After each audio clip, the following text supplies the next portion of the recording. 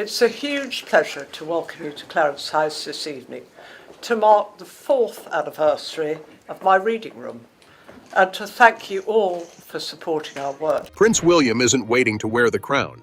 He's already reshaping the monarchy from the inside out. In a move that stunned insiders and left Queen Camilla in tears, he quietly erased her family from royal life.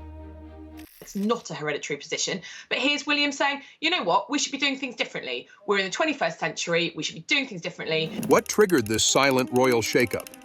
And why did King Charles stand by without a word?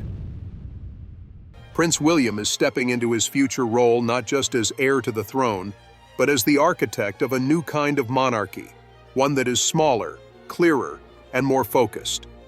For years, he has quietly observed the institution from within, studying its traditions, watching its challenges unfold, and most importantly, listening to public opinion. Now, he is putting a plan into motion that is already reshaping the royal family from the inside out. At the center of William's thinking is a belief that the monarchy must adapt to survive, but not in the way some might expect. While many conversations about modernization often focus on inclusion, accessibility, or reform, William's version of progress seems rooted in simplicity. He wants a monarchy that is efficient, defined by clear roles, and free of confusion about who actually represents the crown. Sources close to the royal household say this vision has been forming for years. William has reportedly studied how his grandmother, Queen Elizabeth II, ran the monarchy with quiet control and minimal drama. She, along with Prince Philip, maintained a core monarchy approach, a small group of royals carrying out most of the public duties, supported by a professional structure behind the scenes. That model is now being revived, but with an even stricter boundary in place. Only blood relatives and working royals will play official roles. Behind this decision is a growing awareness of public perception. William has seen the effect of scandals, missteps, and blurred lines between private life and public duty.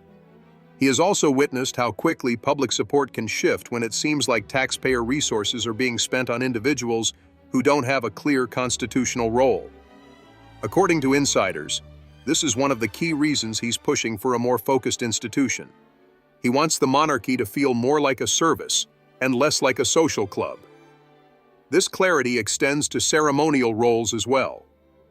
Under William's influence, internal royal documents and planning meetings have started reflecting a sharper distinction between who participates in official events and who does not. It's not about status or popularity, it's about structure. Sources say that William has grown increasingly uncomfortable with what some inside the palace have described as symbolic drift, the slow blending of royal roles with non-royal figures, often for the sake of appearances or family harmony. While these gestures may seem harmless from the outside, William reportedly believes they dilute the public's understanding of who actually carries responsibility on behalf of the crown. The shift became most visible when it was revealed that William had initiated steps to formally withdraw ceremonial roles and privileges from Queen Camilla's family, specifically her children and grandchildren from her first marriage. While Camilla's family had never held official titles, they had, over time, become more present in royal events. Her grandchildren even served as pages of honor during King Charles's coronation, a role usually reserved for direct royal descendants. That moment in particular raised questions behind the scenes. According to palace insiders, William felt the coronation marked a significant overstep. While he respects Camilla's personal contributions and her role as his father's wife, he reportedly believes that ceremonial roles must be reserved for those with a direct link to the line of succession. Anything else, in his view, confuses the monarchy's identity and risks undermining public confidence. This is where William's approach differs from his father's. Charles is known for being more sentimental, more willing to accommodate longtime friends, extended relatives, or those who have supported the family behind the scenes. He sees the monarchy as a family as much as an institution. William, however, views it as a constitutional framework that must hold up under pressure, especially in the age of media scrutiny and political sensitivity. As a result, William has reportedly taken a more businesslike approach to royal management. Behind the palace gates, he has overseen changes to ceremonial rosters, public-facing materials, and private briefings. The language has become more precise. The guest lists, tighter. The criteria for involvement, more focused. According to one senior aide, William's guiding principle is simple. If the public wouldn't understand why someone is on the balcony, they shouldn't be there. This principle is now being applied across the board. Advisors who organize royal events have been given updated guidance. Royal residences are adjusting their hosting policies, and the official royal website has started quietly removing references to individuals who do not carry out duties on behalf of the monarch.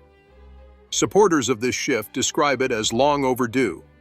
They point to other European monarchies, like those in Sweden or the Netherlands, that have already slimmed down their royal families in recent years, reducing the number of publicly funded royals and clarifying roles. William's approach is seen by some as bringing the British monarchy in line with this more streamlined modern model. However, this doesn't mean the process has been without friction. Change at this level, even when handled discreetly, can unsettle long-standing dynamics. Individuals who were once included are now being quietly phased out. Families that had found a comfortable place within the royal orbit are discovering that their proximity is no longer enough to keep them involved. One of the most visible effects of this change is the distance now being placed between Queen Camilla's family and royal ceremonial life. This isn't being framed as a rejection of Camilla herself, who continues to carry out engagements and support the king. But it does represent a shift in how the royal household views the inclusion of in-laws and extended family. The message, according to royal aides, is clear. Royal status does not extend beyond those in the line of succession and their working spouses. For William, this is a matter of institutional clarity. He reportedly believes that the monarchy's strength comes from its stability, and that stability is threatened when roles become unclear or appear to be handed out based on personal relationships rather than constitutional standing. In that context, his actions aren't about emotion, they're about protecting the future of the institution.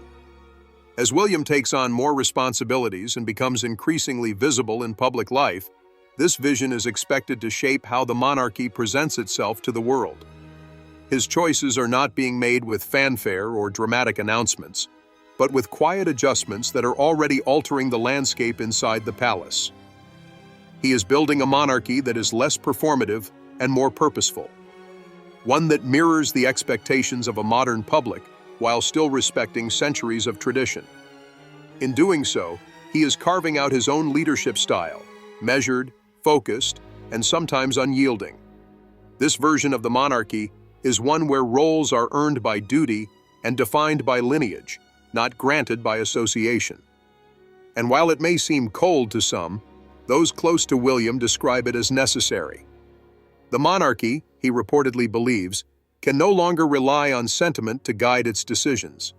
It must present a clear image, deliver a clear message, and be seen as a functioning institution, rather than a ceremonial family gathering. Camilla's children and grandchildren, who were never officially royal, but had become increasingly visible at key events, are now being gently moved out of the royal spotlight. Their ceremonial roles are being removed, their names no longer appear on internal event briefings, and any mention of them in royal communications has been significantly scaled back. The change has not been formally announced, but its presence is clear. And for Camilla, sources say, the effect has been nothing short of devastating. This shift comes after nearly 2 decades of careful and measured integration. Since marrying the Prince Charles in 2005, Camilla had taken a quiet but determined path toward public acceptance. In the early years, she focused largely on supporting Charles and promoting charitable causes, avoiding the spotlight where possible and building credibility through consistency. Over time, her public image softened, and she eventually found her place as a full-time working royal. Alongside that rise came a subtle effort to include her own family within the ceremonial rhythm of royal life. Her children, Tom Parker Bowles and Laura Lopes, and their children were never given titles, nor were they expected to perform royal duties. But they began to appear in more private family settings, eventually gaining access to some public events, though never in a formal capacity. Their participation was mostly quiet, but steady. The turning point came during King Charles III's coronation in 2023. 3 of Camilla's grandsons served as pages of honor during the ceremony, roles traditionally reserved for the children of royal dukes or direct descendants of the sovereign. It was a significant moment, widely interpreted as a statement about Camilla's position within the monarchy and the growing visibility of her family. Inside the palace, however, it sparked concern. According to royal aides and planners involved in the coronation preparations, the decision to include Camilla's grandchildren was not universally welcomed. Some viewed it as a touching modern gesture, a reflection of today's blended families. But others saw it as a break with protocol and an overreach into the symbolic heart of the royal institution. For them, the crown represents heritage, not family inclusion, and such roles should be strictly limited to those within the direct royal line. It is believed that Prince William was among those who viewed the decision as problematic. While he reportedly supported the overall coronation plan and maintained a respectful front, he also noted how the moment blurred the lines between personal relationships and constitutional roles. According to one source close to the planning committee, William quietly expressed concern that the move sent the wrong message about the nature of royal duty. In the months following the coronation, those concerns translated into action. William began leading internal discussions about how ceremonial roles were assigned and who should be included in royal events moving forward. These conversations weren't public, and they weren't dramatic, but they were firm. William's message, according to insiders, was clear. Only direct members of the royal family should appear in ceremonial or representational roles. Extended family, no matter how close personally, would no longer be part of that structure. The result was a wave of quiet changes. Event guest lists were revised. Internal memos were updated. Communications staff were instructed to avoid referencing Camilla's family in media briefings. According to several palace sources, even the official royal family website underwent small but telling edits, including the removal of the Queen's family from future event documentation and ceremonial archives. These were not symbolic gestures. They were operational directives, carried out with a sense of finality.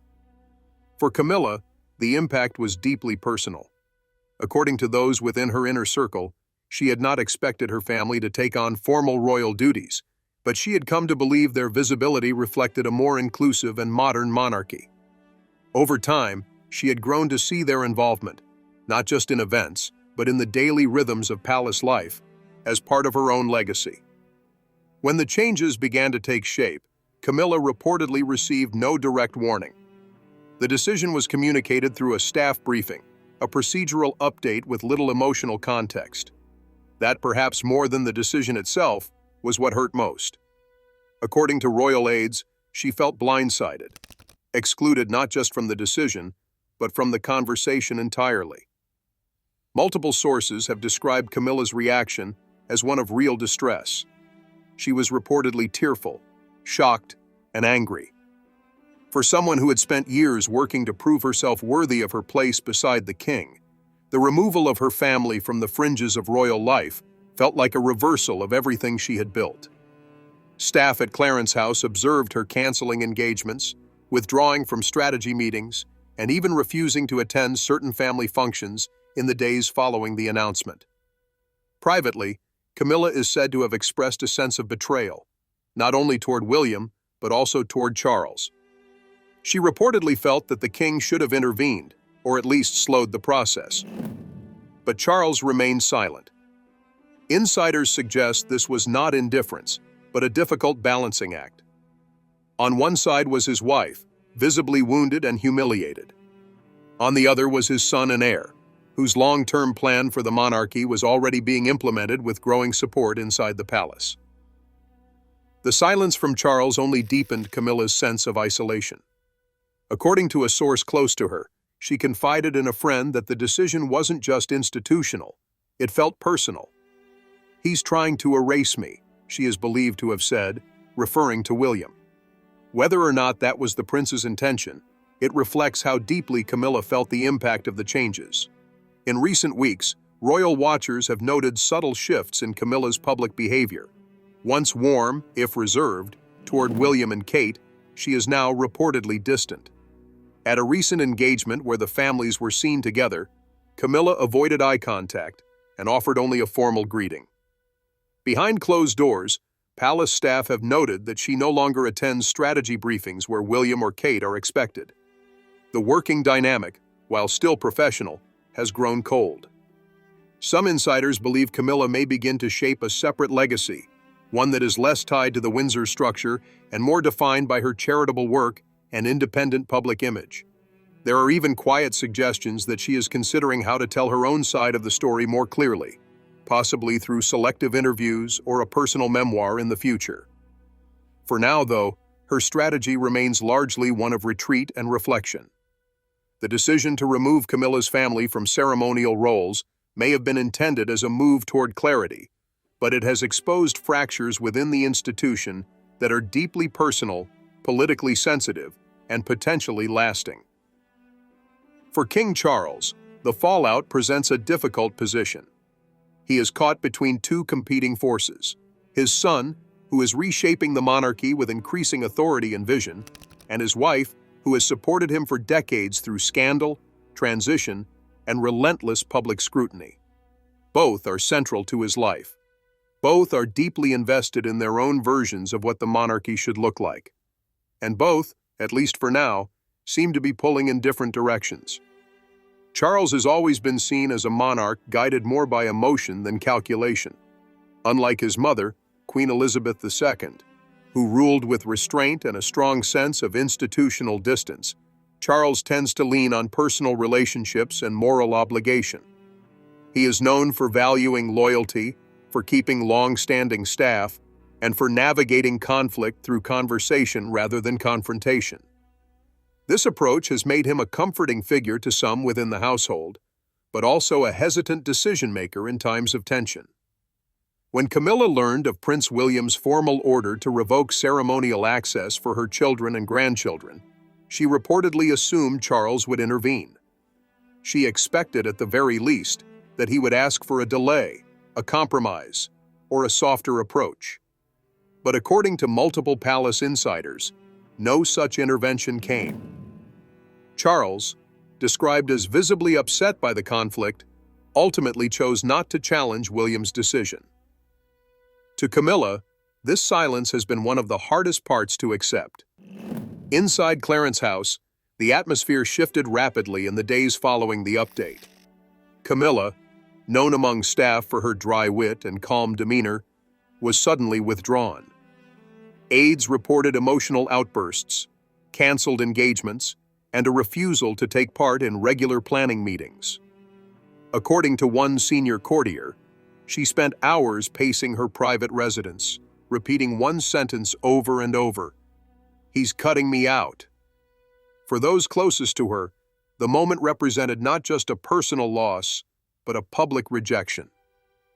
Camilla had worked hard to earn her place within the monarchy, not only as Charles's wife, but as a respected figure in her own right.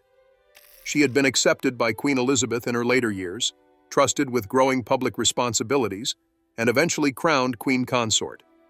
For her, this was a symbol of lasting belonging. Now, she reportedly feels as though all of that progress has been undercut, not with public criticism, but through quiet procedural erasure. Adding to the strain is her perception that William's decision was influenced, at least in part, by unresolved emotions tied to Princess Diana. According to a source close to Camilla, she privately expressed the belief that the Prince of Wales has never fully accepted her presence in the royal family and sees her as a symbol of past controversy. She reportedly told a confidant, "This isn't about roles. It's about loyalty to someone who isn't here anymore."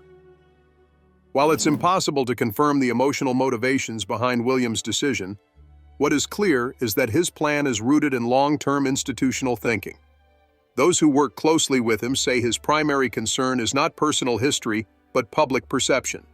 He believes the monarchy must present a clear image to the world, one based on legitimacy, duty, and bloodline. In his view, allowing extended family members, no matter how close to the sovereign, to occupy ceremonial roles only adds confusion to an already scrutinized institution.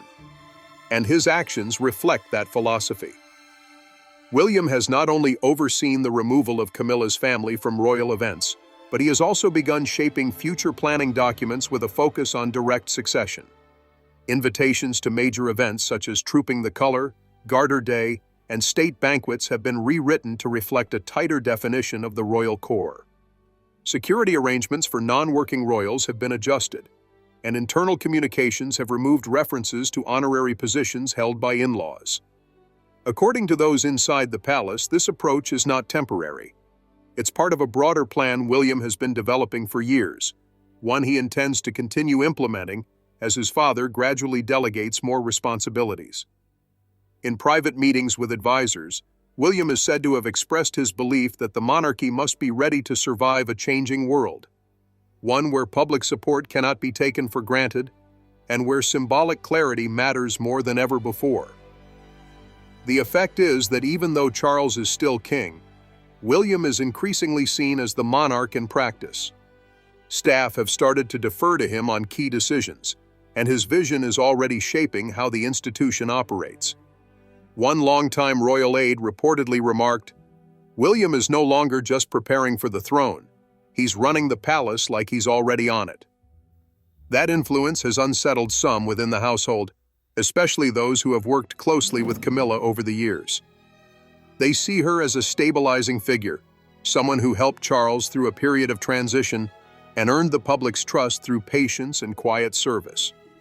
For them, the removal of her family feels unnecessarily harsh, an administrative decision that carries a personal sting. Yet others defend William's approach, arguing that it's exactly what the monarchy needs right now. They believe his refusal to compromise on matters of protocol is a sign of strength, not insensitivity. In their eyes, William's focus on structure and duty is a return to the principles that have kept the institution alive for centuries. This division in opinion reflects the broader tension now present inside the royal family. It is not a feud in the dramatic tabloid sense, but a difference in vision that has left lasting consequences.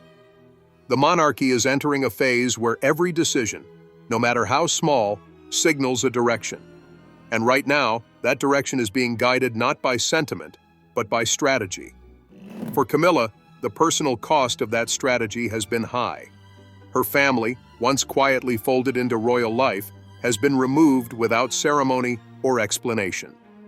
The emotional fallout remains largely behind closed doors, but its effects have been noted by staff, by friends, and by those who understand how deeply personal every part of royal protocol can be. As for Charles, his silence continues. Publicly, he remains the image of unity. Privately, he is said to be struggling. According to a source familiar with the situation, the king has confided in aides that he wishes things had been handled with more care. But he also recognizes that William's clarity and decisiveness may be what the monarchy ultimately needs. That acknowledgement is difficult because it forces a quiet choice, one that every monarch must eventually make, between maintaining harmony and securing legacy. Charles is, by most accounts, still hoping he can do both. But those around him believe the decision is already being made for him, day by day, memo by memo. In the end, the monarchy that emerges from this moment will likely look very different from the one that entered it. Tighter, clearer, and less sentimental. Camilla's influence may not disappear entirely, but it has undeniably been redefined. And William, through both silence and action, has made his position unmistakable. The crown, in his view, is not a shared inheritance. It is a duty, passed down through blood, guarded by tradition, and protected by discipline. And under his watch, it will not be diluted. Not for anyone.